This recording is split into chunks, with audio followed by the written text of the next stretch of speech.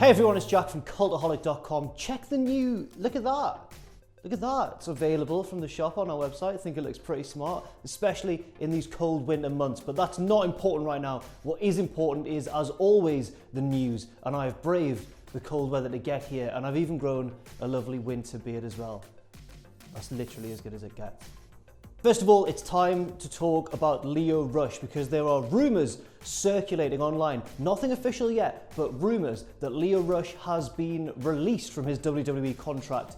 He's removed all mentions of WWE and NXT from his Twitter profile, including like the bio and all the rest of that. His username is still Moth, which stands for Man of the Hour. It doesn't stand for the creature of a moth, which is my dad's secret phobia, and he could never help me chase them out of my bedroom when I was a wee boy. But again, that's not important right now. What is important is the fact that Lio Rush could have been, removed from WWE, and could it have been because of that controversial tweet that he sent out when Emma was released a little bit earlier on this year.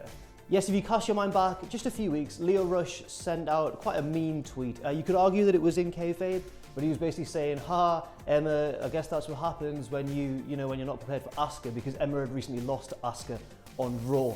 But everyone sort of thought, whoa, this is in bad taste. Like, a woman's actually lost her job, and she was quite a well-liked member of the Raw Women's division. There was a huge backlash online, not just from fans, but from wrestlers as well. Various wrestlers, even within WWE, slating Lio Rush for what he'd said. William Regal jumped to his defense and went, look, this is a young kid.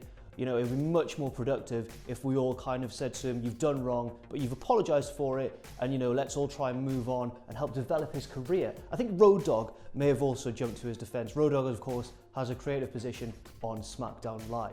But then it's important to dwell on Lio Rush's apology because it wasn't the best apology. It was kind of badly worded and came across as a little bit half-hearted. I don't know if that's genuinely what he meant to say or whether it was just the bad wording of the apology that kind of got in the way of the message he was trying to convey. But it doesn't change the fact that the apology didn't really help him out a great deal. It actually might have made things a little bit worse. And yeah, it's a shame. It's a shame if Lio Rush has actually been released. I mean, you can't say that he's not been unprofessional because he has a little bit, but we've seen people stick around in WWE having done far worse things. Also, you can't deny his talent. He's a very talented young athlete. I think he's only 22 years old. A lot of potential ahead of him in his future. And again, yes, it would be a shame to see him let go.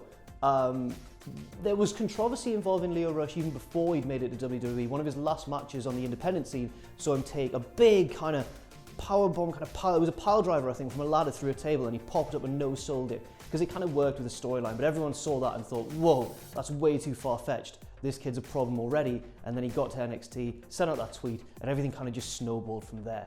More NXT news now. Before we get into this news, I should point out that these are spoilers from NXT tapings that happened this week. If you want to avoid that, stop watching now. But if you want to hear what's going to happen, I think it goes to air in late December. About December 20th is when these things will start to come to fruition. But I'll get into those right now.